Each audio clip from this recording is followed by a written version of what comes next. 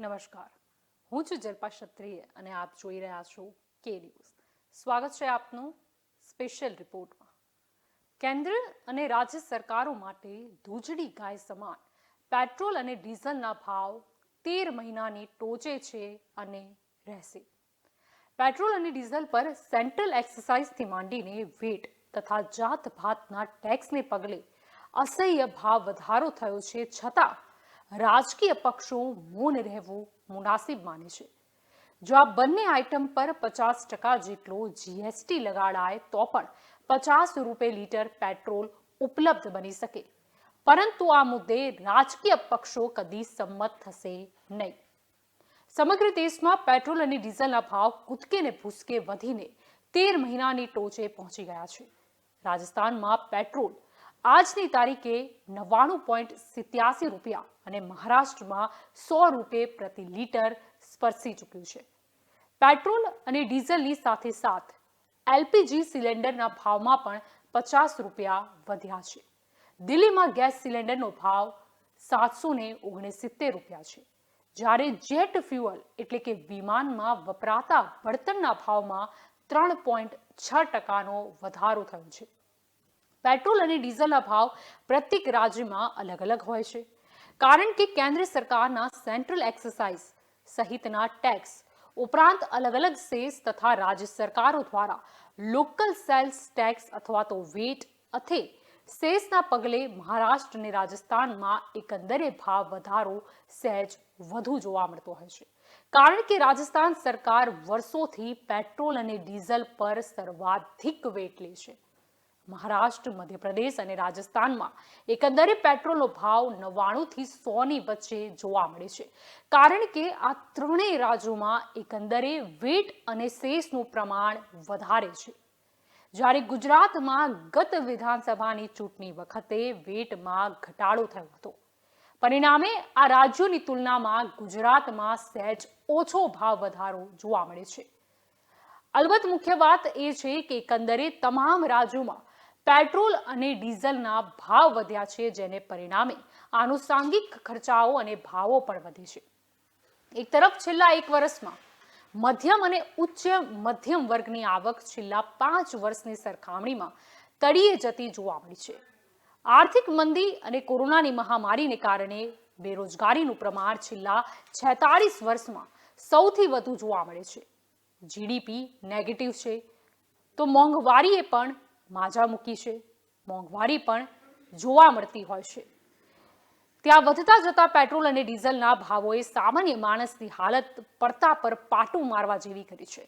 અલબત્ત આ ભાવ વધારાને રાજકીય પક્ષોએ જાણે સહજતાથી સ્વીકારી લીધો હોય તેમ ખાસ કોઈ આંદોલન કે હોબાળો જોવા મળતો નથી, કારણ કે પેટ્રોલ અને ડીઝલ પરના કરવેરા કેન્દ્ર અને રાજ્ય સરકારો માટે દૂધની ગાય સમાન છે, અને માટે આ મુદ્દે સત્તાધારી પક્ષ કે વિપક્ષ મહદઅંશે તેરી ભી ચૂપ और મેરી ભી ચૂપ જેવી મનોસ્થિતિ જાળવે છે. ટૂંકમાં 2013-14માં મનમોહન સિંહની સરકાર પર પેટ્રોલ અને ડીઝલના ભાવના સંદર્ભમાં જે અસર પડતી હતી તેવી પસ્તાળ આજે જોવા મળતી નથી. કારણ શું? સૌપ્રથમ એ વાસ્તવિકતા સ્વીકારવી પડે કે ક્રૂડ ઓઇલના ભાવ આંતરરાષ્ટ્રીય સ્તરે વધી રહ્યા છે. ખાસ કરીને અમેરિકામાં સત્તા પરિવર્તન બાદ જો બાઇડનના વહીવટી તંત્ર સ્ટિમ્યુલસ પેકેજની જાહેરાત તથા કોરોનાની મહામારી બાદ અર્થતંત્રની ગાડી પુનઃ પાટે ચડી રહી છે, ત્યારે સમગ્ર વિશ્વમાં ક્રૂડ ઓઇલની ડિમાન્ડ વધી રહી છે. તો સાથે સાથે સાઉદી અરેબિયા, યમન, ઈરાક અને ઈરાનમાં વધતી તંગદિલીને પગલે પણ છેલ્લા એક સપ્તાહમાં ક્રૂડ ઓઇલમાં 5%નો વધારો જોવા મળ્યો છે.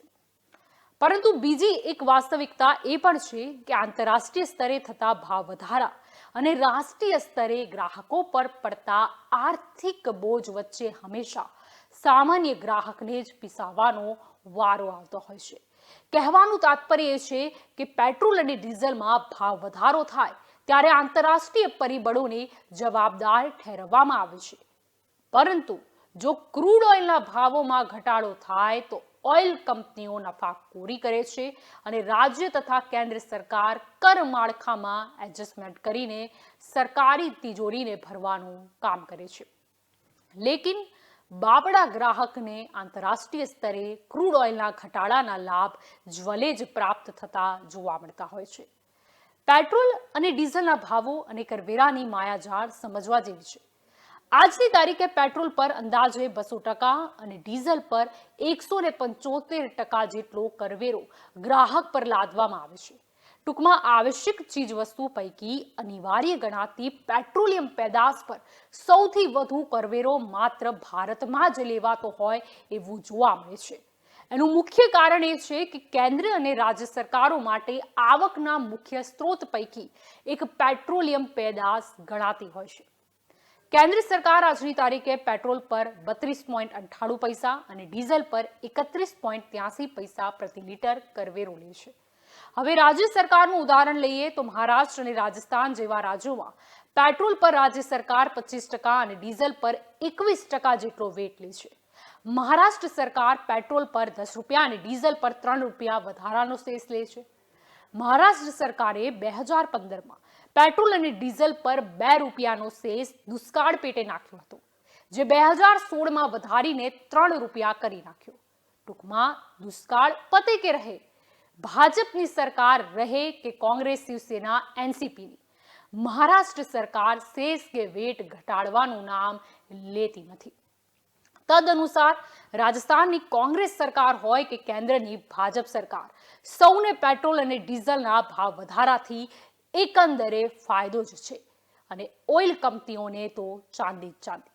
નવાઈની વાત તો એ છે કે જીએસટીનું કર માળખું દાખલ થયું ત્યારે પેટ્રોલ અને ડીઝલનો સમાવેશ જીએસટીમાં કરાશે તેવું ભૂતકાળની મનમોહન સિંહની સરકાર અને પ્રવર્તમાન મોદી સરકાર બંને વચન આપ્યા હતા.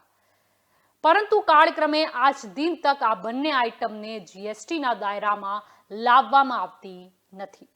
જીએસટીના કર માળખા અંગેના તમામ નિર્ણયો તમામ રાજકીય પક્ષો વચ્ચે સર્વસંમતિથી મહદઅંશે લેવાતા હોય છે. પરંતુ પેટ્રોલ અને ડીઝલમાં જીએસટી લાવવા અંગે કદી સર્વસંમતિ સધાતી નથી. ભવિષ્યમાં સધાય એવી શક્યતા પણ અત્યારે તો દેખાતી નથી. અલબત્ત આ મુદ્દે ભાજપ અને કોંગ્રેસ એકબીજા સામે આક્ષેપબાજી જરૂર કરે છે, પરંતુ ગંભીરતાથી આ મુદ્દે કદી ચર્ચા થતી નથી. કારણ કે કેન્દ્રમાં ભાજપ અને રાજ્ય સ્તરે અનેક વિપક્ષી સરકારોને કરવેરાનો લાભ લેવો જ હોય છે. તજજ્ઞો માને છે કે જો જીએસટીના હાઈએસ્ટ સ્લેબ એટલે કે પેટ્રોલ અને ડીઝલ પર 50% જીએસટી લાદવામાં આવે તો આજની તારીખે 100ને સ્પર્શી ગયેલું પેટ્રોલ 50 રૂપિયા લીટર જનતાને પ્રાપ્ત થાય. પરંતુ એ સ્વપ્ન કદી સાકાર થશે ખરું? પ્રશ્નાર્થ. બાય ધ વે, લાખો નિરાશામાં અમર આશા છુપાયેલી હોય છે. તેમ બિહારમાં ચૂંટણી હતી ત્યારે ઓઇલ કંપનીઓ ભાવ વધારવાનું ભૂલી ગઈ હતી. હવે પશ્ચિમ બંગાળ અને આસામમાં તથા તમિલનાડુ અને પુડ્ડુચેરીમાં ચૂંટણીઓ આવી રહી છે ત્યારે એની જાહેરાત થયા બાદ થોડા સમય સુધી પેટ્રોલ અને ડીઝલમાં ભાવ વધારો જોવા નહીં મળે. ટૂંકમાં ચૂંટણી આવે ત્યાં સુધી ભાવ વધારો સહન કર્યા સિવાય સામાન્ય જનતા માટે કોઈ આરો ઓવારો જણાતો નથી. પેટ્રોલ અને ડીઝલના ભાવમાં વધારો થાય, સામાન્ય જનતા પીસાય છે, પરંતુ ભાવ વધારા થવાનું કારણ શું છે? આંતરરાષ્ટ્રીય સ્તરના જે પરિબળ હોય છે તે પણ આ ભાવને અસર કરતા હોય છે. આંતરરાષ્ટ્રીય પરિબળો તો કોઈના હાથમાં હોતા નથી, એટલે કે પેટ્રોલ અને ડીઝલ જે વધી રહ્યું છે તે કોઈના હાથમાં નથી. અત્યારે ઈરાન ઇરાક વચ્ચે જે તંગદિલી સર્જાઈ છે તેનાથી પણ પેટ્રોલ ડીઝલના ભાવમાં વધારો જોવા મળ્યો છે. આંતરરાષ્ટ્રીય સ્તરે પણ ભાવ વધારો જોવા મળતો હોય છે. હવે પ્રશ્ન એ થાય છે કે જ્યારે મનમોહન સિંહની સરકાર હતી ત્યારે પણ પેટ્રોલ ડીઝલમાં વધારો થતો હતો તેવું જોવા મળતું હતું. આ સાયકલ ત્યારની ચાલી આવે છે. ત્યારે વિપક્ષ તરીકે ભારતીય જનતા પાર્ટી હોબાળો મચાવતી હતી. હવે જ્યારે પેટ્રોલ ડીઝલના ભાવ વધી રહ્યા છે એ જ રીતે ત્યારે વિપક્ષ તે મુદ્દે બોલતી હોય છે, પરંતુ પ્રશ્ન એ થાય છે કે શા માટે તેની સિરિયસલી કોઈ નોંધ લેવામાં નથી આવતી? કારણ કે જેને સરકાર ચલાવી હોય છે તેને ખબર જ હોય છે કે સરકારના જે આવક હોય છે તેનો મુખ્ય સ્ત્રોત આ પેટ્રોલિયમ પેદાશ જ હોય છે.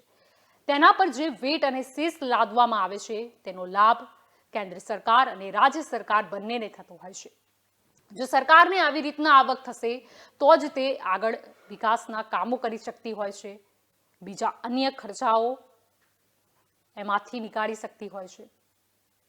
મનમોહન સિંહના સમયે અને નરેન્દ્ર મોદીના સમયે પણ એવું લાગતું હતું કે કદાચ પેટ્રોલિયમ પેદાશોને એટલે પેટ્રોલ ડીઝલના જે ભાવ છે તેને કદાચ જીએસટીના દાયરામાં આવરી લેવામાં આવે અને આવું જો કરવામાં આવે તો સામાન્ય જનતાને તેનો ઘણો લાભ થશે.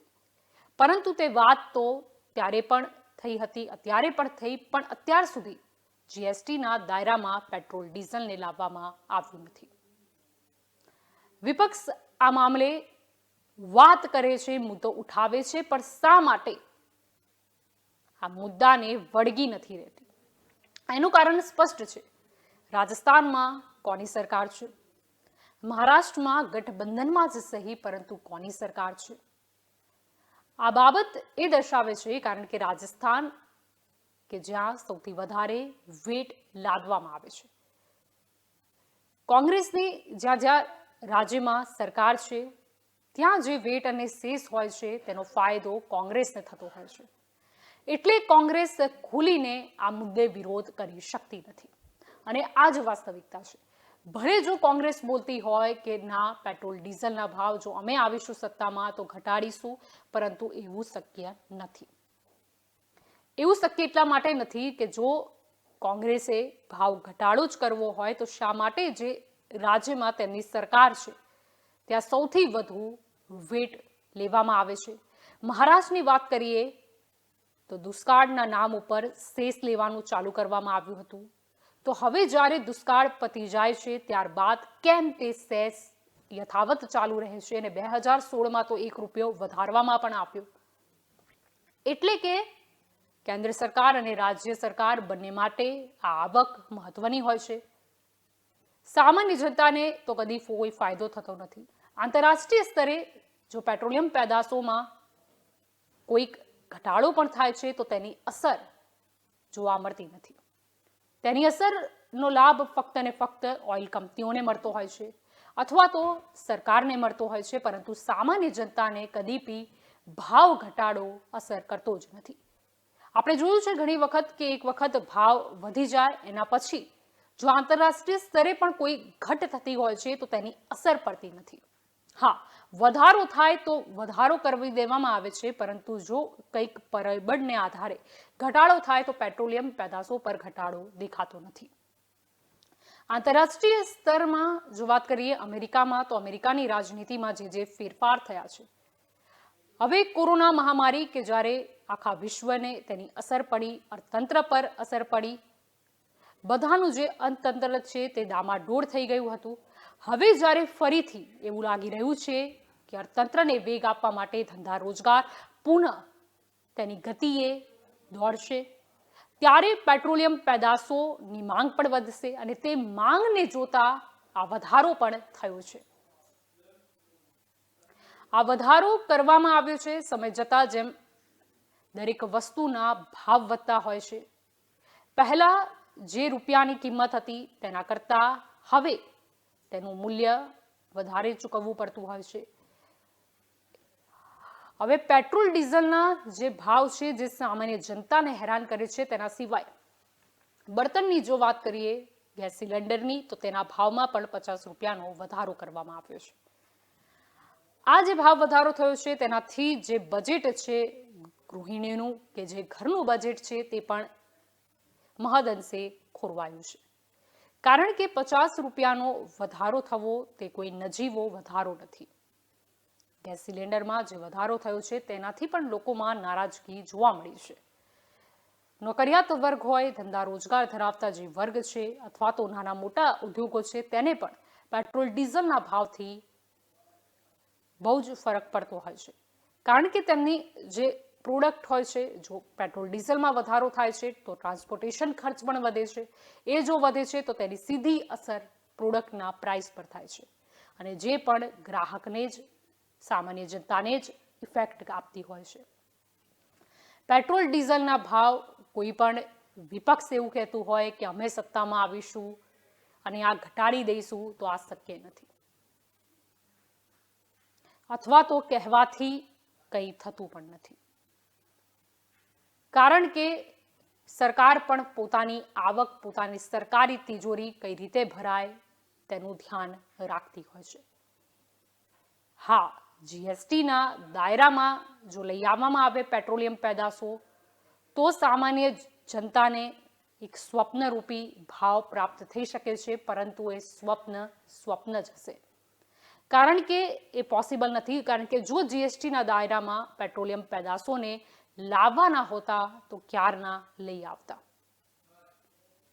પેટ્રોલ ડીઝલના ભાવમાં વધારો થયો, આની લાંબા ગાળે અસર દરેક વસ્તુની પ્રાઇસ પર પડવાની જ છે.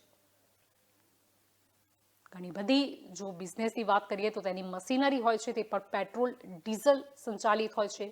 તે ઉદ્યોગોને પણ તેની માઠી અસર પહોંચતી હોય છે. પેટ્રોલ ડીઝલના ભાવ મુદ્દે હોબાળો જોવા મળે છે, પરંતુ એટલો નહીં. છે ભલે સામાન્ય જનતાનો મુદ્દો, પરંતુ વિપક્ષ આને વધુ મજબૂત રીતે નહીં ઉઠાવે, કારણ કે તેમને ખબર છે કે જો તે આ મુદ્દો ઉઠાવશે તો તેની અસર તેમની જ્યાં જ્યાં રાજ્યમાં સરકાર છે તેના ઉપર પણ પડશે, તેમની રાજ્યની તિજોરી પર પણ અસર પડશે. એટલા માટે જ આ મુદ્દે તેરી ભી ચૂપ અને મેરી ભી ચૂપ જોવા મળતી હોય છે. પેટ્રોલ ડીઝલના ભાવ જે દિવસે ને દિવસે વધતા જતા હોય છે, પરંતુ આ પ્રાઇસ જો ક્યારે સ્ટેબલ થાય છે એ મુદ્દે વાત કરીએ તો જ્યારે ચૂંટણી આવતી હોય છે ત્યારે પેટ્રોલ અને ડીઝલમાં ભાવ વધારો જોવા મળતો નથી. એટલે સામાન્ય જનતા રાહ જોતી હોય છે કદાચ કે ચૂંટણી આવશે તો થોડો ઘણો લાભ મળશે, કારણ કે જ્યારે પણ ચૂંટણી હોય છે ત્યારે જનતાને આકર્ષવા માટે પેટ્રોલ ડીઝલમાં ભાવ વધારો કરવામાં નથી આવતો. નાની મોટી જાહેરાતો કરવામાં આવતી હોય છે, નવી યોજનાઓ લાવવામાં આવતી હોય છે, પરંતુ તે ફક્ત ને ફક્ત નજીવા 1-2 મહિના માટે જ હોય છે. ત્યારબાદ તો ચૂંટણી પછી તો ભાવમાં વધારો થઈ જ જતો હોય છે. સ્પેશિયલ રિપોર્ટમાં આજે આ મુદ્દો એટલા માટે ઉઠાવવામાં આવ્યો છે કારણ કે આપણે જોયું કે અમુક રાજ્યોમાં, જો મહારાષ્ટ્રની જ વાત કરીએ તો ત્યાં 100 રૂપિયાને પેટ્રોલ આંબી ગયું. હવે મહારાષ્ટ્રમાં કોની સરકાર છે એ આપ વિચાર કરી જુઓ. ત્યાં તો શિવસેના છે, એનસીપીનું ગઠબંધન છે, કોંગ્રેસ છે. ત્યાં કેમ આટલા વધુ ભાવ જોવા મળ્યા? રાજસ્થાન રાજ્ય જે સૌથી વધારે વેટ લે છે તેની વાત કરીએ તો ત્યાં કોની સરકાર છે? કેન્દ્રમાં ભલે ભાજપની સરકાર હોય, પરંતુ બીજા રાજ્યો કે જ્યાં ભાજપની નહીં પરંતુ બીજા પક્ષોની સરકાર છે, ત્યાં જો તેમને ખરેખર આ મુદ્દે અને જનતાની સમસ્યા લાગતી હોય તો તે પોતાની જ્યાં રાજ્યમાં સરકાર છે ત્યાં સૌથી વધુ વેટ કેમ લેતી હોય છે? આ મુદ્દો સામાન્ય જનતાનો છે.